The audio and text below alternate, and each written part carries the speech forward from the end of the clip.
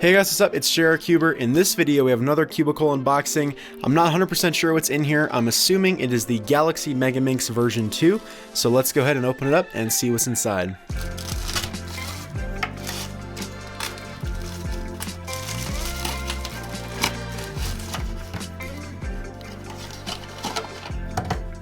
So in the package, we get the cubicle business card, a stand, and of course the puzzle. So I was right, this is the X-Men Galaxy Megaminx version 2. The original X-Men Galaxy was easily the best Megaminx on the market, in my personal opinion. It's better than any Megaminx I had ever tried. So I'm interested to see how the V2 compares to it. This one is sculpted, and I think it's actually the only version available. The original Galaxy Megaminx, the sculpted one was the most popular, but there were 3 other versions of it as well, which I guess were just not popular enough to convince X-Men that they needed to make versions for the version 2. So just to compare it to the version 1 here, first thing I noticed, it is smaller.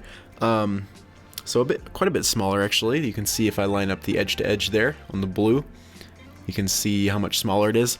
And there is much more rounded centers, it looks like. So once again, if you compare it to the Galaxy Megaminx, you can see these centers here are not quite as rounded. So let's go ahead and move it.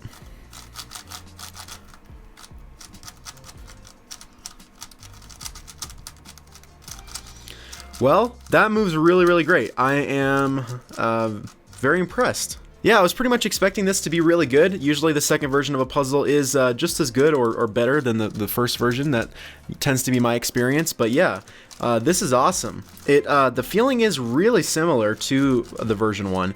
It's it doesn't, I don't know. Let me see, let me compare it. This one is also the magnetic one, just to add.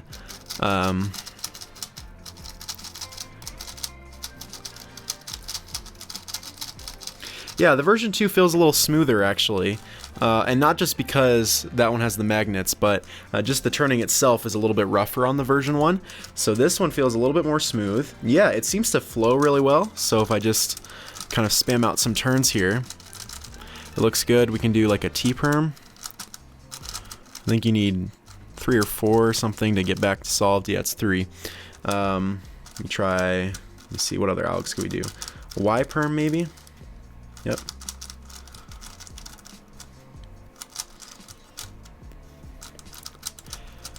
So yeah, it moves really well. I'm not noticing it being really much better than the version 1. Like nothing really stands out as, oh, that's particularly better, that I like more. As for corner cutting, yeah, it cuts pretty good, just about as well as the version 1. I mean, just for comparison, I can do like some algorithms on the version 1.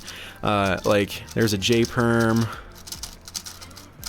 Oh, I'm locking up there a little bit, but yeah, I mean, overall, if I'd say anything, this one is a bit more fluid. So this one just gives me very small catches, and usually the magnets do a pretty good job to help with that. But still, from time to time, because it's such a fast puzzle, some layers do kind of move out of alignment a little bit, even with the magnets. And so you do get just small catches from time to time, and it is a little bit hard to control. So this one, granted, does feel a little bit more controllable because it's out of the box. At least it's not quite as fast. I'm assuming it's going to speed up with lubricant though, so that kind of same problem could still occur. But yeah, I don't know how I feel about the size. I tend to prefer larger Megaminxes. This one feels just a little bit too small for me. I don't know if they will release a bigger version or not, but I don't know. It seems like, I guess people must have wanted a smaller version, but yeah, I mean, the grip is still there and it's still very usable, so it's not that big of a deal, but just personally I prefer the size of the V1. Alright, let's go ahead and check out these pieces. I want to see what they've changed. So here is an edge. It's got a torpedo in there. Was there a torpedo in the version 1? I don't remember. So here you go. You've got version 1 on the right, version 2 on the left. So you can see the difference in piece design there. This one honestly seems more derivative of a simpler type design. If you take out that torpedo and kind of turn it into just a one-piece structure, it would be like from a more simpler type thing, like a Shengshao type mechanism.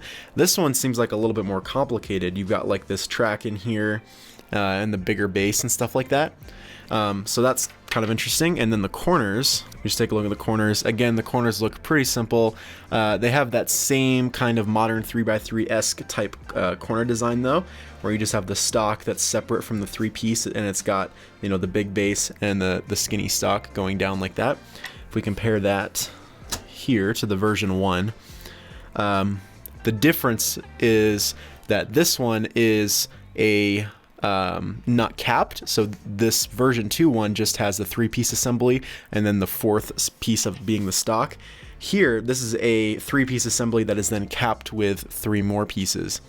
So it's actually 6 pieces in total. So yeah, on the version 1, everything was capped, so you could kind of see the internal color from the outside. But on the version 2, everything is the split piece design. So the only thing that's primary is the internal corner parts and the internal edge parts here. And then just taking a look at the insides here, looks like we have the same type of core. This one's probably a bit smaller. And then as for our centers, the center design looks mostly unchanged. So if we take a look at the V1 center here, you can see how that one looks versus the V2. It's about the same. But yeah, overall, quite a lot of changes actually. This V2 seems like a completely different puzzle to the V1, honestly. Just about everything was modified in some way. I think it's kind of interesting that the mechanisms of these puzzles are quite different, but yet the feeling is still really similar. But yeah, if I picked this up and I didn't know it was an X-Men puzzle, I'd probably assume that it was, just based off the feeling. So if you guys liked the version 1, then you'll probably like the version 2 as well. But yeah, overall, I'm not too qualified really to talk about Megaminxes. I'm really just have not practiced Megaminx much at all. I think I have around a 3-minute average or something like that. So I'm very much so at the beginner's level for Megaminx. So I don't think I'm going to be reviewing this one because I don't really know what more I could say about it that I haven't already said. This is a good Megaminx. I don't know if it's going to replace the version 1. Like I said, I do still prefer the size. And I like having the magnets, so if this one doesn't come out with a magnetic version, then I'll probably stick with the version 1 as my main for Megaminx. But yeah, I would definitely be willing to use this. I mean, like I said, it doesn't really make much of a difference either way because of the speed. I could probably use a Shang-Shao and still get the same times, or any Megaminx really. But yeah, I do prefer to use the X-Men Galaxy V1. It does have the nicest feel. But granted, this one also has a very, very nice feel that's very comparable. It's a little bit more fluid, I think, and it's a bit smoother. So yeah, if you like that kind of thing, check this one out. Also, if you have maybe smaller hands or just prefer a smaller Megaminx, check it out.